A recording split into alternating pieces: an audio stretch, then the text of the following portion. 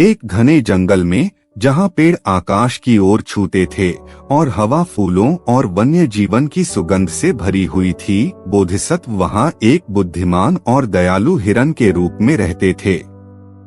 यह महान प्राणी अपनी बुद्धि, दयालुता और न्याय की भावना के लिए पूरे पशु साम्राज्य में प्रसिद्ध था।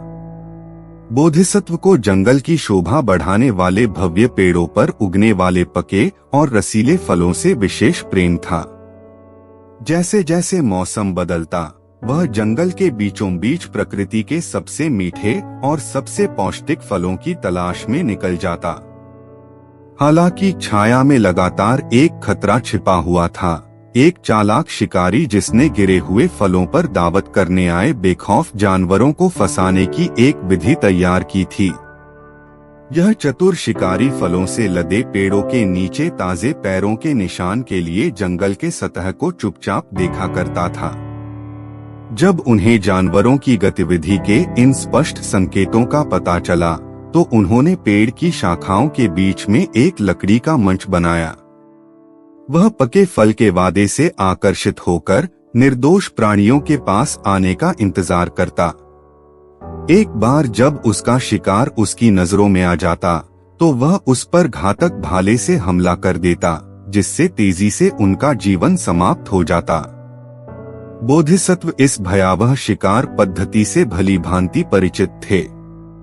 वह जानते थे कि जीवित रहने के लिए उसे फलों के पेड़ों के पास सावधानी से जाना होगा और हमेशा खतरे से सावधान रहना होगा।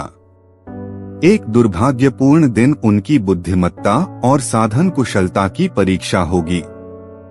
जैसे ही सूरज ने जंगल के सतह पर हल्की छाया डाली, बोधिसत्व ने खुद को एक विशेष पेड़ से आने वाले पके फल की सुगंध की ओर आकर्षित पाया। वह सावधानी के साथ पास आया, यह जानते हुए कि शिकारी पास में ही छिपा हो सकता है।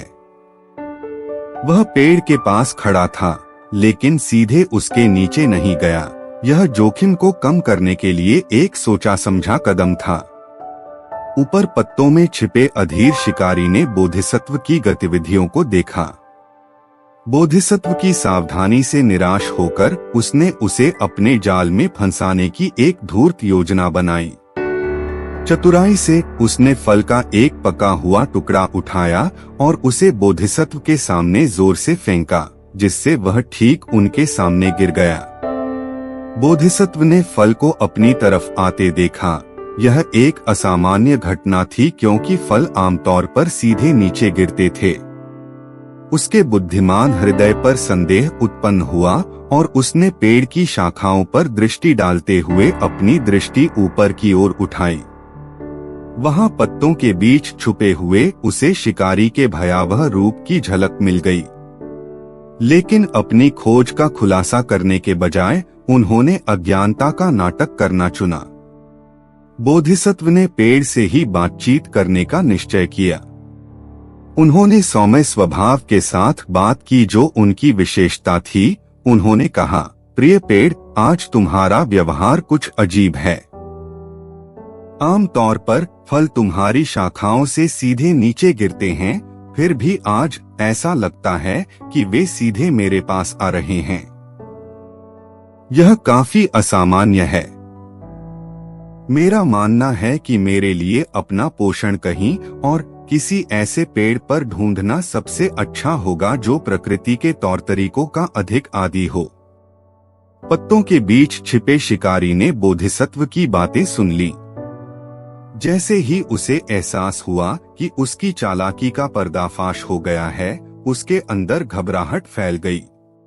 अपने शिकार को बचाने की बेताब कोशिश में उसने अपना भाला उठाया और मृग की ओर फेंक दिया। एक सुंदर और बिजली सी तेज गति के साथ बोधिसत्व घातक प्रक्षेप्य से बच गया और वह शिकारी अपने निशान से चूक गया। अब शिकारी की उपस्थिति और इरादों से पूरी तरह वाकिफ बोधिसत्व ने संभावित हमलावर से सीधे बात की। ज्ञान और करुणा से भरी आवाज में उन्होंने कहा, भले ही तुमने मुझे अपने भाले से याद किया, लेकिन मैं तुम्हें बता दूं कि तुम अपने कार्यों के परिणामों से नहीं बचोगे। क्रूरता के जो बीज तुम बोओगे वे निस्संदेह कड़वे फल पैदा करेंगे। शिकारी की भय से आंखें चौड़ी हो गईं। उसने महसूस किया कि बोधिसत्व के शब्दों का भार उसकी आत्मा को छेद रहा है। उसे एक ऐसे प्राणी द्वारा चतुराई से मात दी गई थी जिसे उसने कम आंका था, और उसके बुरे इरादे सबके सामने उजागर हो गए थे। उस पल में उसके मन में पश्चाताप की गहरी भावना घर कर गई और उसे अपने कार्यों की गंभीरता का एहसास हुआ। चालाक शिकारी ने अपने कार्यों के परिणामों पर विचार करने के लिए अंततः अपने क्रूर तरीके छोड़ दिए। उसने अपने धोखे और हिंसा के जीवन से मुंह मोड़ लिया और जंगल के प्राणियों को जो नुकसान पहुंचाया था उसके लिए प्रायश्चित की तलाश की।